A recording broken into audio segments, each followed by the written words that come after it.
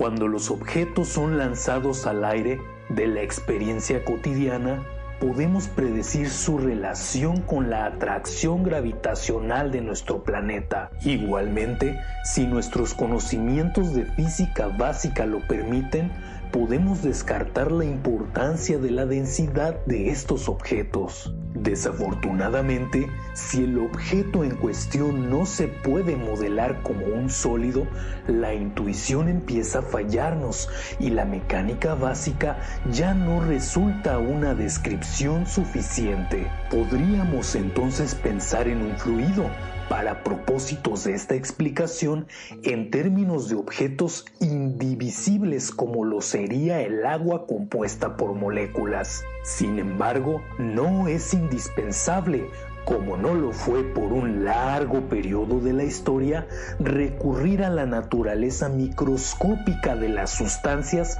para describir su movimiento. En una primera aproximación podemos entender un fluido como un medio continuo con determinadas propiedades macroscópicas que lo diferencian del resto de los estados de agregación.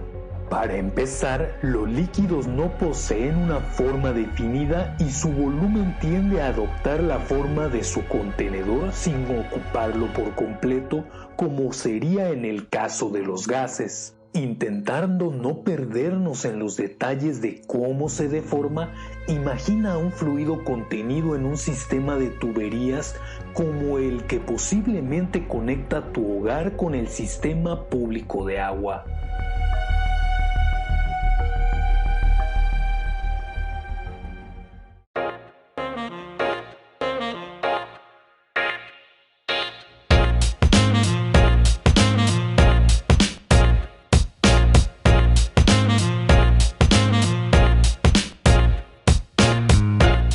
La pregunta sería entonces, ¿cómo se puede simular este tipo de movimiento?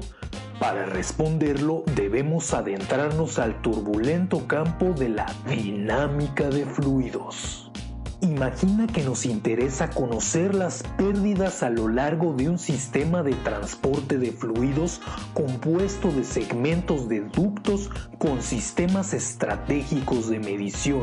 Si nos enfrentamos a caracterizar nuestro sistema para monitorear posibles pérdidas, la situación se puede complicar de múltiples formas cuando se trata de hacer mediciones. En las largas extensiones de tuberías, las variaciones del terreno donde se encuentran instaladas son considerables, pudiendo implicar una variación en los flujos que no es despreciable. Las variaciones en el flujo pueden ser consecuencia de la aceleración gravitacional al presentarse variaciones en la altura, pero no es la única posibilidad. Si el área transversal efectiva de los ductos cambia, posiblemente debido a la acumulación de sustancias en la superficie interior de los ductos, se presentan variaciones de flujo. Un efecto importante al cual prestarle atención si no quieres tener problemas, para que luego no sufras porque te cambia la presión con la obstrucción de tus arterias. Sea cual sea el origen y las consecuencias de estas variaciones geométricas, sería conveniente contar con una descripción de la dinámica de los flujos. Podemos establecer una relación constante proveniente de la conservación de la energía de la suma de tres contribuciones energéticas para un flujo ideal. El primer término es la presión, que está relacionada con el trabajo mecánico por unidad de volumen que el peso del resto del fluido ejerce sobre este mismo. El segundo término representa la energía cinética por unidad de volumen, relacionando así la densidad del fluido y el cuadrado de su velocidad en el punto de análisis. El tercero establece la energía potencial por unidad de volumen, relacionando linealmente la densidad, la aceleración gravitacional y la altitud del elemento de volumen bajo análisis. a la ecuación que describe la conservación de la energía mecánica por unidad de volumen para un flujo ideal se le conoce con el nombre de la ecuación de Bernoulli. Recordando por supuesto que la familia Bernoulli se conformaba de varios científicos, por lo que no solo compartían apellido, sino también el crédito. Siempre y cuando no fuera un crédito hipotecario, ahí sí ya era cada quien por su cuenta. Uno de los grandes logros de esta ecuación es lograr describir la dinámica en términos de las variables macroscópicas hidrodinámicas del sistema, independiente a su naturaleza microscópica. Una vez establecida una relación entre presión y altitud, es posible determinar la altitud a la que se encuentra un sistema de ductos a partir de las variaciones de presión. Para medir la presión se establecen sistemas de mediciones en puntos de interés para lograr inferir las características globales de las líneas de transmisión. Incluso se puede determinar a partir del resto de variables cuál es la densidad del fluido, pudiendo identificar si se trata de agua, gasolina o petróleo, por dar algunos ejemplos. Por otra parte, si lo que sucede es una caída de presión aún estando en lo alto, posiblemente se deba a tu miedo a las alturas al pensar en la densidad del suelo. Por eso no cualquiera puede subirse a los hombros de los gigantes. Es importante recordar que la conservación de flujo implica que es una constante, aún en presencia de estrechamientos, lo que implica que no existe ganancia ni pérdida de flujo. Lo que esto significa es que ante una reducción del área, la velocidad del fluido debe aumentar de tal suerte que el flujo se mantiene constante. Contrario a la creencia popular, lo anterior significa que ante un estrechamiento se observa una reducción de la presión de salida con respecto a la de la entrada. En este contexto, expresiones como salía con mucha presión ante la perforación de algún ducto originaría una disminución de la presión como implica la diferencia de las áreas transversales. Lo anterior significa que si hay una fuga y nos pusiéramos técnicos diríamos algo como que el agua salía con gran velocidad dado que el área a la salida, al igual que la presión, disminuyó y bla bla bla, pero siendo honestos será lo último en lo que pensarás cuando tengas una fuga de agua. Al fenómeno anterior se le conoce como efecto Bernoulli y es una de las piedras angulares en el diseño de sistemas de transporte de fluidos. ¿Cómo determinamos la dinámica de los flujos ideales? ¿De flujos ideales?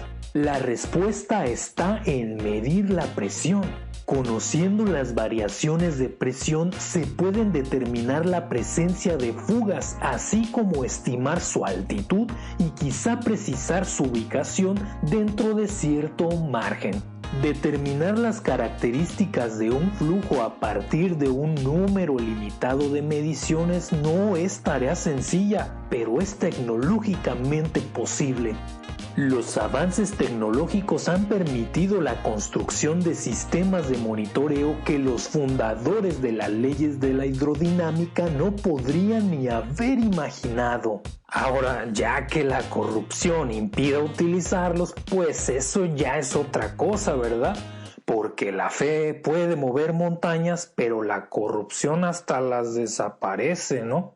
En fin, la tecnología existe y solo es cuestión de utilizarla, pero podríamos preguntar, ¿es posible predecir la dinámica sin recurrir a mediciones?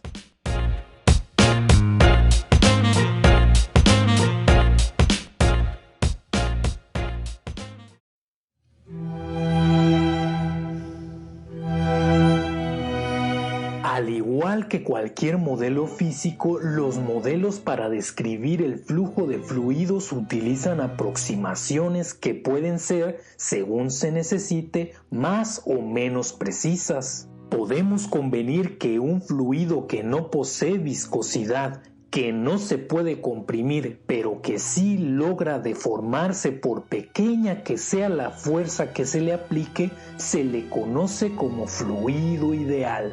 En otras palabras, un fluido es ideal si es no viscoso, incompresible y deformable, y esta aproximación permite abstraer el concepto fluido para simplificar el análisis. Si la definición de fluido ideal se utiliza, podemos a continuación establecer el concepto de flujo, que siguiendo un tren de ideas similar, definiríamos una situación ideal. La situación ideal de un flujo requiere de estar estructurado en capas de flujo denominadas láminas, que no presenta pérdidas ni ganancias de fluido y que no puede comprimirse. Por ejemplo, la medida de qué tan laminar puede ser un flujo depende de qué tan viscoso es, por lo que el flujo de un fluido no viscoso podría modelarse como uno laminar. Luego, si el elemento de fluido en un punto dado no tiene una velocidad angular neta alrededor de este punto, el flujo se dice irrotacional. Lo anterior puede entenderse de igual forma desde una perspectiva matemática, donde se requeriría que el campo de flujo vectorial sea matemáticamente irrotacional.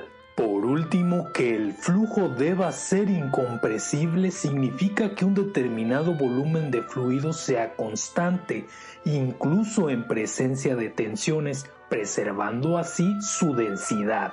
Resumiendo, un flujo es ideal si el flujo es laminar, irrotacional e incompresible para un determinado elemento volumétrico arbitrario.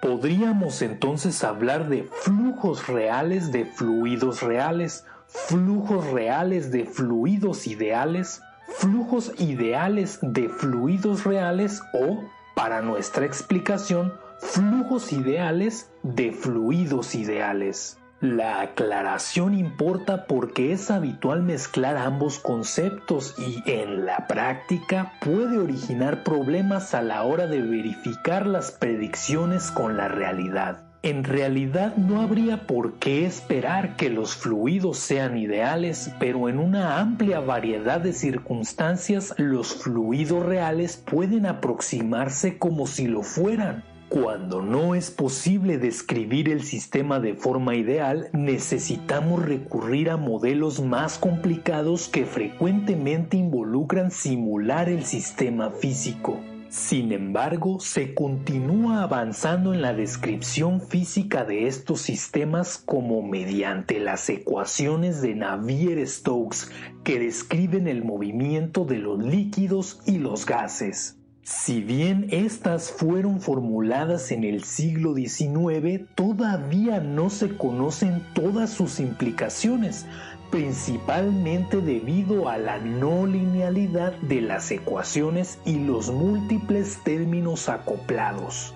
El enunciado del problema es demostrar si a partir de unas condiciones iniciales de fluido laminar la solución del flujo para todos los instantes de tiempo es también un flujo laminar. $1.000.000 espera a quienes resuelvan el problema de la existencia, la unicidad y la regularidad de las soluciones de las ecuaciones de Navier-Stokes para un fluido incompresible. Premio que se ha ofrecido por ser uno de los 7 problemas matemáticos del milenio donde lo incompresible sigue siendo incomprensible. ¿Serás tú quien pueda resolver este problema?